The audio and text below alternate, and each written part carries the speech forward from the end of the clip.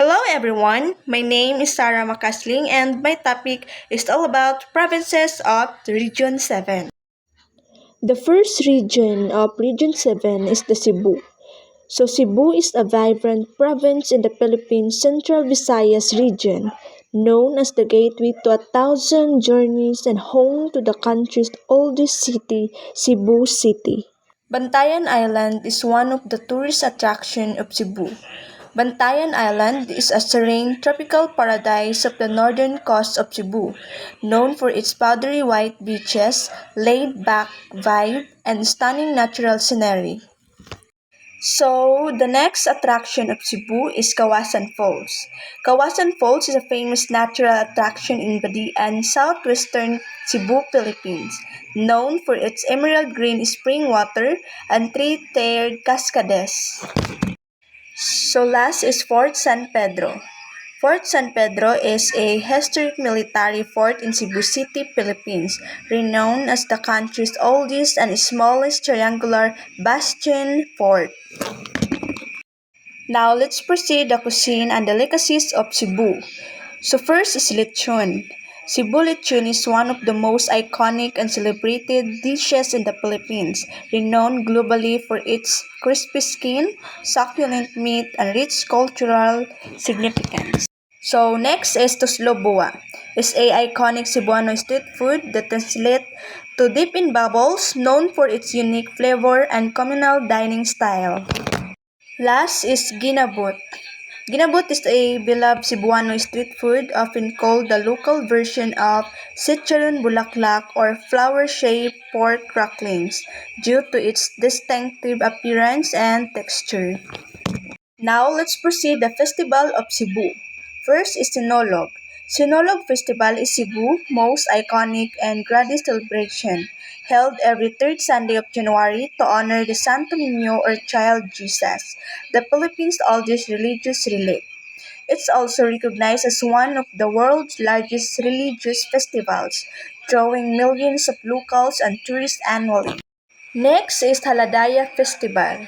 It's a vibrant cultural and religious celebration in Daan Bantayan, a town on the northern tip of Cebu, Philippines. It honors both the town's patron saint and a legendary chieftain, blending history, faith, and community spirit. Last is Banig Festival. The Banig Festival is a vibrant cultural and religious celebration in Batian, a town in southwestern Cebu, Philippines, honoring the local banig or hand-woven mat industry and the town's patron saint, Santa James the Apostol. Now let's proceed the province of Negros Oriental. Negros Oriental is a captivating province in the central Visayas region of the Philippines, located on the southeastern side of Negros Island. Apo Marine Island Sanctuary is one of the attractions of Negros Oriental. So, is a world-renowned protected area of the southeastern coast of Negros Oriental, celebrated for its vibrant coral reefs, rich marine life, and successful community-led conservation. Next is Casururo Falls. It's a stunning natural attraction in Valencia, Negros Oriental, known as the province's most photographed waterfall for its dramatic beauty and adventurous trip. Last is Mount Talinis, also known as Cuernos de Negros or Horns of Negros, due to its twin volcanic peaks, is the second highest mountain on Negros Island and a popular destination for hikers and nature lovers in Negros Oriental. So next is Daing na Bangus in Negros Oriental. Daing na Bangus marinated and fried milkfish is a beloved staple in Negros Oriental, reflecting the province's coastal heritage and blending seamlessly with local culinary tradition. So next we have cuisine and delicacy sisig in Negros Oriental. So sisig in Negros Oriental is a beloved local take on the iconic Filipino dish, blending Kapampangan roots with the province's coastal and agricultural flavors. And then chicken inasal in Negros Oriental. is a beloved take on the iconic Negrin's dish, blending the classic flavors of its Negros Occidental roots with subtle local twists that reflect the province's coastal and agricultural character. Next, we have Sandorot Festival in Negros Oriental. Mainly refers to two things, the Sandorot Festival in Dumaguete City and the Barangay of Sandorot in Shatun. So, Sandurot derived from the Visayan word pakisundurot or magsandurot, which means to join or come together in friendship and harmony. It honors the city patroness Santa Catalina de Alexandria and celebrate Dumaguete's reputation as the city of gentle people by showcasing its hospitality, cultural diversity, and history dating back to the pre-Hispanic world. So last we have Boglasan Festival. So it's one of the most anticipated events in Negros Oriental known as the Festival of Festival. So the festival gets its name from Buglas, the ancient name of Negros Island, derived from the tule reeds that once dominated the area. A 1572 map by Diego Lup Puvidano labeled the island Buglas Insulis. So now the Siquijor, the last province of Region 7. Siquijor is a small island province in the Philippines known as the Mystical Island and Isla del Figo or Island of Fire due to its folklore and historical Spanish name from fireflies illuminating molive trees. Cambugahay Falls is one of the tourist attraction of Siquijor. So, Cambugahay Falls is one of the most popular natural attractions on Siquijor Island, known for its stunning turquoise water and fan activities. So next tourist attraction of Siquijor is Paliton Beach. So Paliton Beach is a popular and picturesque beach in Siquijor Island, known for its pristine white sand, clear waters, and stunning sunsets. Next, we have Cantabon Cave in Siquijor. So, often spelled Cantabon's Cave is a popular natural attraction in Siquijor, known for its raw, adventurous caving experience and stunning underground formation. So, location Barangay Cantabon in the central part of Siquijor Island, about 9 kilometers west of Siquijor town and 30 minutes from San Juan's tourist street. So let's proceed the cuisine and delicacies of Siquijor. So first, we have Bokhayo.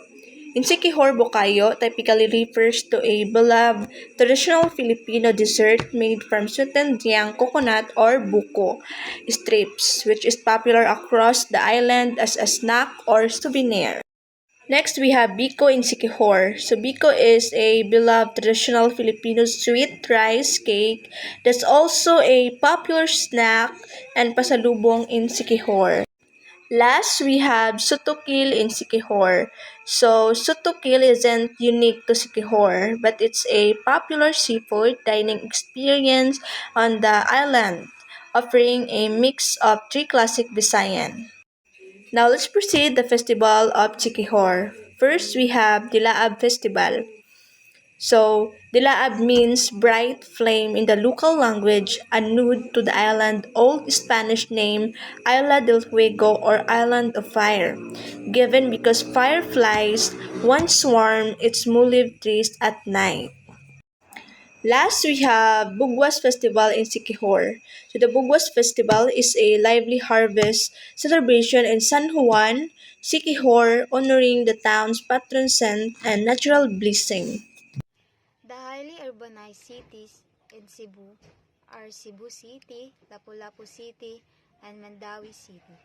These cities are administratively independent of the provincial government, though often grouped with the province for geographical and statistical purposes.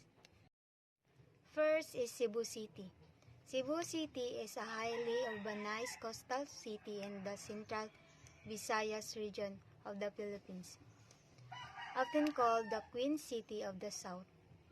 It is a major economic and cultural hub known for its Spanish colonial history, vibrant nightlife, and as a gateway to other islands. The city is the regional center and the provincial capital of the Cebu province. Next is Cebu City tourist attraction. First is Magellan Cross, a historic cross planted by Ferdinand Magellan expedition. This is one of the most significant historical landmarks in the Philippines, believed to contain relief of the cross planted by Ferdinand Magellan when he arrived in 1521.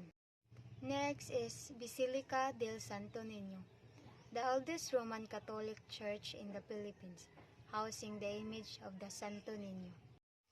Next is cuisine and delicacies. First is lechon, often considered the best pig in the world. Cebuano lechon is known for its incredible crispy skin and tender, flavorful meat, often seasoned with lemongrass and spices that eliminate the need for dipping sauce. Dried mangoes, one of the Philippines' most famous export products. Cebu's dried mangoes are a popular sweet snack and souvenir. Sinulog Festival, a major religious and cultural celebration in Cebu City, Philippines, held annually on the third Sunday of January to honor the Santo Niño, Child Jesus. Mandawi City. Mandawi City is a highly urbanized city in the Central Visayas region of the Philippines, known primarily as the industrial hub or furniture capital of the Philippines. It is one of 3 highly urbanized cities on Cebu Island. Mandawi officially became a charter city on August 30, 1969, and was recognized as highly urbanized city on February 15, 1991. This status makes it administratively independent from the provincial government of Cebu.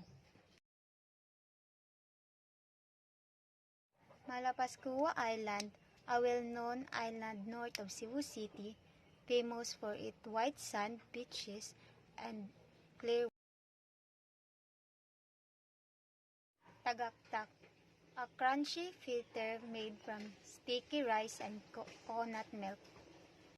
Mozzarella, a popular bar-shaped sweet made from boiled peanuts, sugar or coconut syrup, and water. Panagtagbo Festival. This festival is now a major highlight of the mid-year cultural summit. Its name derived from Cebuano word for meeting or gathering. Lapu-Lapu City is a highly urbanized city in the province of Cebu, Philippines, that is administratively independent from the province. Mactan Shane.